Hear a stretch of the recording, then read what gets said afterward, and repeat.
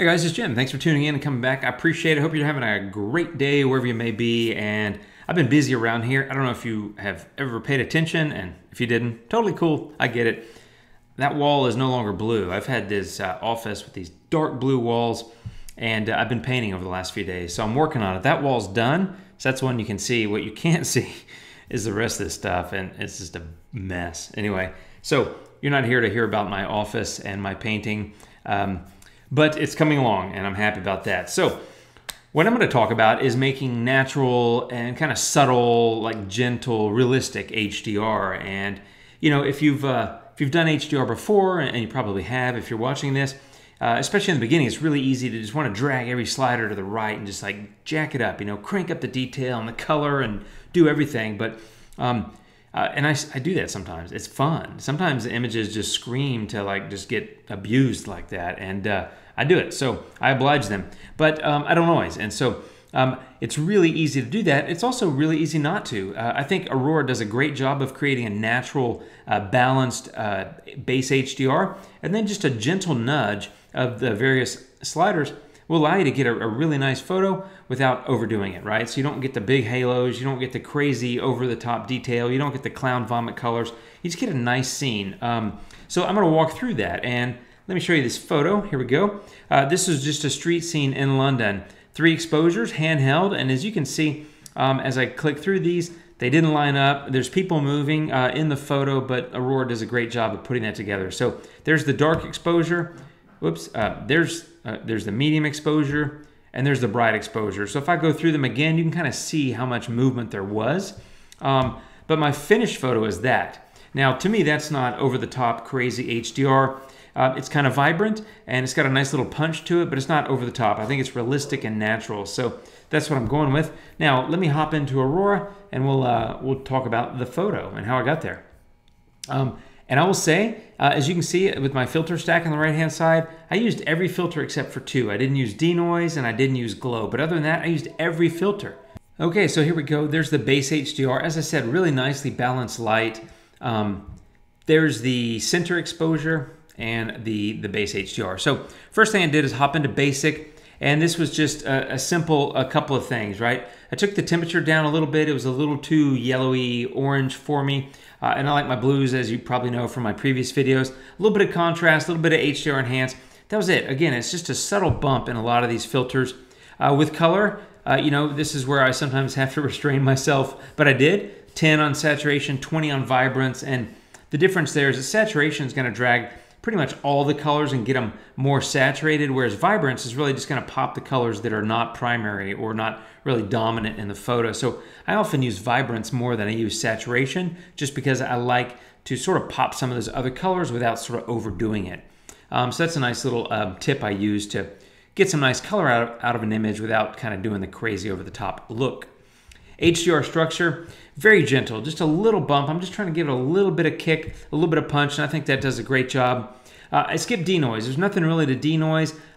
There's nothing in the sky to worry about. Usually I'll denoise skies and water. There's no sky to speak of, and I'm going to crop this anyway, so you're going to lose a lot of that, or I'm going to lose a lot of that sky. I'll show you that at the end. Image radiance, again, just a gentle bump. It just gives it a little bit of softness, and so to me, that's a little bit of a counterbalance to the HDR structure. Structure gives it a little crispiness. The image radiance gives a little bit of shadow play and a little bit of sort of softness. And I play those off of each other quite a bit. Polarizing filter was very light. You probably can't even tell. Let me see, that was 25. So again, it affected a little bit there on the building and in the sky, but we're going to lose the sky, so I don't really care.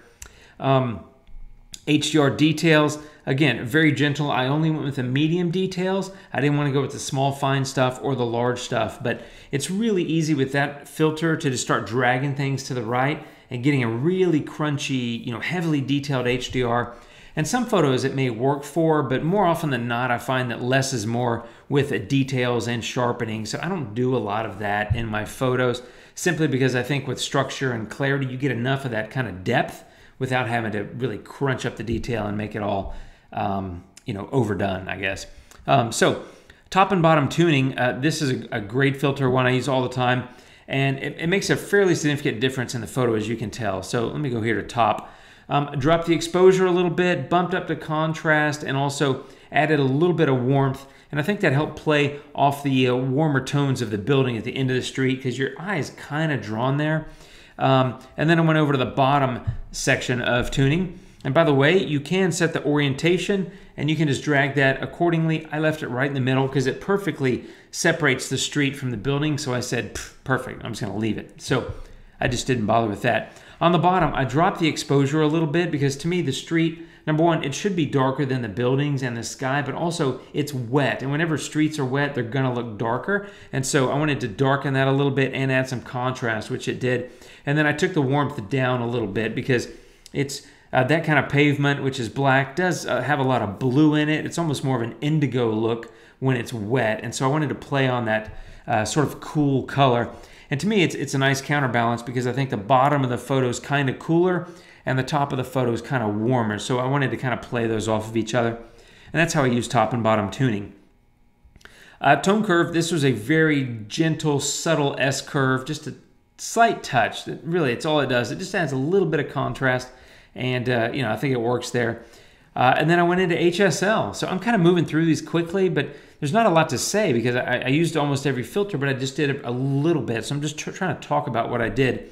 With HSL, if I go back, I think the blues needed a little bit of work, right? So what I did here is I took the saturation down a little bit, but I increased the luminance. So I made them a little bit brighter, but not quite as blue and saturated. So let me show you the before and the after, right? So if you look at the awning on that building and maybe the bike, that sort of thing, I'll show you one more time. There's the before and the after. It also brightens a little bit of the street, and that's something I'm going to get to in a minute because it is, your eye is kind of drawn down the street. I kind of see the bicycle, and then my eye kind of follows that yellow line kind of to the end of the street, and then I pick up those people, and so I want to kind of play into that here in a moment. Next up, color toning. Also known as split toning, it allows you to separate one color for the highlights and a different color for the shadows and adjust them accordingly, or you can use the same color, it doesn't matter. Here I went with a little bit warmer tone in the highlights, which again is a lot of the top of the image, and the shadows I went a cooler tone, which is more so the bottom of the image. So let me show you the before and the after. It's pretty subtle, but it helps to divide a little bit more the warmer tones from the cooler tones, which to me is the top of the image warmer, bottom of the image cooler. So that was just something I wanted to do there. Dodge and burn. Actually, I'm going to do that last. Next, I did vignette. And I love vignettes, especially in street scenes when you have a natural line like that. Your eye is kind of drawn there anyway, but when you add the vignette, you can see it just kind of makes you more so focused there. I'm less inclined to have my eyes wandered like to the storefronts on the left-hand side and maybe not so much on the right-hand side. But I like that bike, so that's why we're going to use dodge and burn. But what I did with vignette, I took the amount, kind of pretty negative and took the size down because the size defaults to 50. I took it down to 32, which makes it a little bit bigger. But then I increased the inner brightness. And for me, if you look at this again, let me show you the before, right? It's bright around the edge, right? It's got the sky at the top, which is kind of bright. And then the light kind of reflected on the wet pavement, kind of bright. So that doesn't, to me, it doesn't really work light-wise. And that's why I like this vignette and why I like inner light. So watch one more time. I I darken the stuff I don't really care for you to see about. I focus on the center, but that inner brightness, let me show you what it looks like without it, right? Not quite as compelling in my opinion. I like the inner brightness, and I think I was at like 47 or something. It really pops that center of the photo, which it's designed to do. There's no highlights there to speak of that are going to get blown out or anything. It doesn't make it too bright. But it also does give you back some of that brighter light that's reflected on the pavement about where that lady's walking. So to me, it helps you sort of isolate her as, one of the subjects in the photo. So there's the before, without the vignette, I don't think she's as isolated and as visible. And now you're like, okay, at least to my eye, I'm kind of like, okay, that's that's kind of the subject. Street scenes to me are sometimes hard to figure out what the subject is because there's a lot my eyes go to, but that's my thoughts on that one. And then dodge and burn. If you watch, just look at that bike. All I did is brighten that a little bit, just like that, because to me, that's one of the subjects. And as I said before, my eye sort of starts in the corner of the photo, and it's led kind of diagonally toward the center of the photo. And so the starting corner is that bike, but without dodge and burn, because of the big vignette, it's gotten a lot darker. So stick the dodge and burn on there, just brighten it enough to make it a little bit more visible. And if you recall, also I increased the luminance on the blue, so that kind of brightened the look of the bike, which I think helps. So I lightened it with dodge and burn, and then I brightened it with HSL. Really helps that bike show up a little bit more visibly in the photo. And then my eye, like I said, it goes down the street, and especially, let me show you again the before the vignette, you know, not as compelling to me. And now you're like, okay, got it. I'm kind of going that way. And truthfully, my eye doesn't even go to the left side of the frame. I don't know if yours does. Mine kind of stops about the edge of that black building there. That's about where it stops. It does, so that's about a third of the frame that I don't really even naturally have a tendency to go look at.